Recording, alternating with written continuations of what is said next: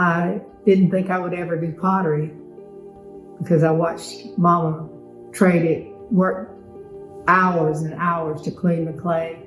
But she'd sell them for 10 cents, 25 cents, something like that. I thought, that's not going to be me because that's too hard to work. I'm not. But once I moved away and was not around it all the time, I knew how much it had meant to me as a child. It's in my blood and I can't help it. I think growing up on the reservation taught me so much more than I would have ever imagined. You have to know who you are, where you came from. And that's what's so wonderful about the clay, the Catawba Indian pottery. It pulls you to it, to take a clump of clay and visualize in your mind what you have seen in the past. You become one with the clay.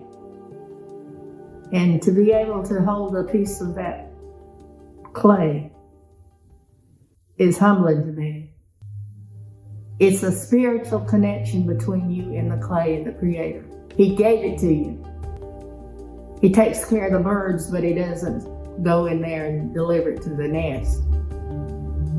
He gave us and put us there where the clay is, and we have utilized it because it's who we are.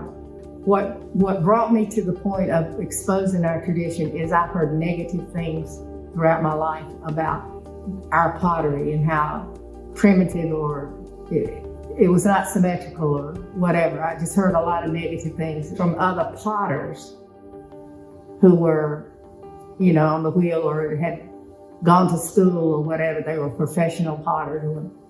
I'd hear comments and I said to myself, I'm going to make a difference. This will drive me to do what I need to do. And it did. I'm proud of who I am as a Catawba person, and especially a potter, that I can represent the people of the past 4,000 years. I'm a link in time. And I hope there's a person in the future that can cling to that and dig in the past. And we must, or we will go away. When the clay goes away, we go away. And I think we are meant to be. That's why the clay's not going away, and neither are we.